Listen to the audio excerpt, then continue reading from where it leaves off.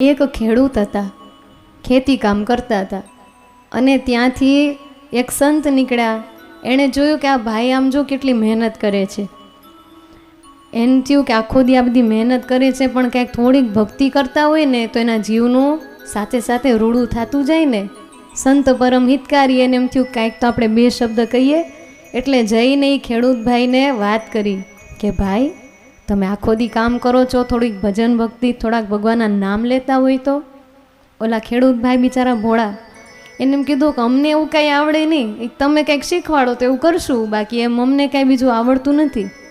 એ સંતે શીખવાડ્યું તમારે જો કાંઈ નહીં કરવાનું, કામ કરતું જવાનું અને જીભથી ભગવાનનું નામ લેવાનું. કે શું નામ લેવાનું તમે જ શીખવાડો, અમને કાંઈ બહુ ન ખબર પડે. એટલે એ સંતે શીખવાડ્યું કે તમારે આખો દી ગોપાળજી ગોપાળજી ગોપાળજી આવું તમારે જપ કરવાનો.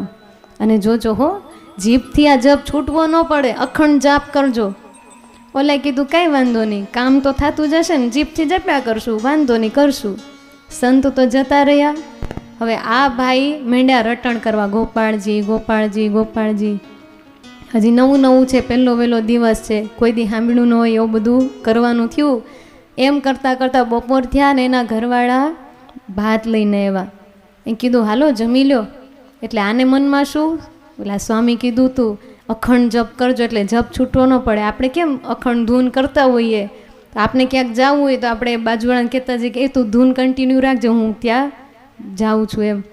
એટલે ઓલાને એમ કે હું હવે જમવા બેસીશ તો પછી જપ અટકી જાય ને, હવે કેમ કરવું. એને ઘરવાળીને કીધું કે સાંભળ, મને એક સંત આવ્યા હતા ને અખંડ જાપ કરવાનું કીધો છે, હું જમું ને ત્યાં સુધી તું જાપ કરજે. અને કીધું હા વાંધો નહીં. કે શું મારે બોલવાનું, કે જો ગોપાળજી ગોપાળજી બોલજે. ઓલા કે વાંધો નહીં. એને બેસાડી દીધા અને આ ભગત માંડ્યા જમવા. ઓલા બેન બેઠા બેઠા ગોપાળજી ગોપાળજી ગોપાળજી બોલ્યા રાખે છે. પછી એને એમ થયું કે હું બેઠી જ છું ને, તે આ વેલામાંથી થોડાક શાકભાજી લેતી આવું, ગોપાળજી ગોપાળજી કરતી જાય, શાકભાજી વીણતી આવીશ. એટલે એ બેન વળી વાડામાં ગયા વેલામાં બધું લેવા. તે વેલા એકાબીજામાં ગૂંચવાઈ ગયેલા ને, તે બેનને આમ ગૂંચમાંથી બધું કાઢતા કાઢતા એને ગોપાળજી બોલાઈ ગયું. એને બદલે એનાથી બોલાઈ ગયું ગુચાળજી ગુચાળજી ગુચાળજી. આ જીભે ચડી ગયું. હવે ઓલા તો જમીન પરવારે અને હાથ પડ્યો કે હાલો હવે મને મારો જપ દઈ દો પાછો. એ બેન શાકભાજી હાથમાં લઈને આવ્યા. કે શું હતું નામ, કેમ કે પહેલો દિવસ નવું નવું હતું, આને યાદ ન રહ્યું. તો ઓલા કીધું ગુચાળજી. એને એમ થયું ઠીક હા ગુચાળજી. આને શરૂ કર્યું ગુચાળજી ગુચાળજી ગુચાળજી. હવે બિચારા ભોળા ભગત, એ તો આખો દી 2 દી ગયા 3 દી ગયા, આખો દી ગુચાળજી ગુચાળજી ગુચાળજી. ત્યાં વૈકુંઠમાં બેઠા બેઠા લક્ષ્મીજી અને નારાયણજી સંવાદ કરે છે. નારાયણ ભગવાન કહે છે કે લક્ષ્મીજી कि हाँ प्रभु, पृथ्वी में हमारे भक्तों ने हमारा नया नाम रखा है, आपको पता है? लक्ष्मी जी के हे कमल नयन, क्या आपका नया नाम रखा है? त्यारे वैकुंठ में बैठेला भगवान कहे छे हो, हमारे भक्त ने हमारा नया नामाभिधान किया है गुचाळ जी. लक्ष्मी जी तो जोवा માંડ્યા, આવું કેવું નામ? लक्ष्मी जी के फिर तो हमें उनके दर्शन करने जाना ही पड़ेगा. भगवान एम कहे छे लेकिन अभी तो हमारे भक्त खेती का काम कर रहे हैं. लक्ष्मी जी के तो शू थयुं, हम वहाँ चलेंगे, वहाँ उनको दर्शन देंगे. पछी बे जाए छे दर्शन देवा माटे. अने एनु खेती होय ने बाजुमां थोड़ी काम खाली जग्या पड़ी होय ने, खाड़ा होय टेकरा होय एवी बधी जमीन हती. ते लक्ष्मी ने नारायण त्यां आवीने ऊभा रह्या अने लक्ष्मीजी सीधा जवा मांड्या. नारायण प्रभु कीधुं ऊभा रह्यो.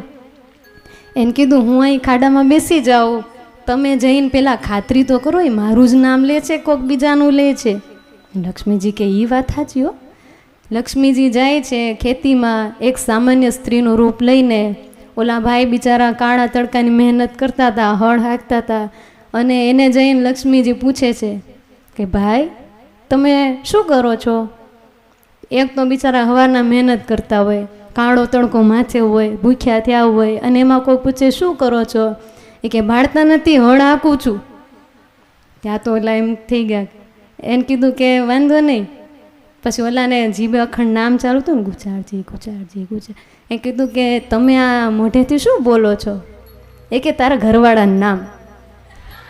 લક્ષ્મીજીને તો એમ થયું કે અરે આને ક્યાંથી ખબર પડી ગઈ હશે, વાત એ સાચી, એના જ ઘરવાળા કહેવાય ને.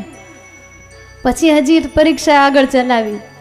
એ કે અચ્છા મારા ઘરવાળાનું નામ બોલો છો, તો મારા ઘરવાળા અત્યારે છે ક્યાં તમને ખબર છે? એ બેઠા ખાડામાં.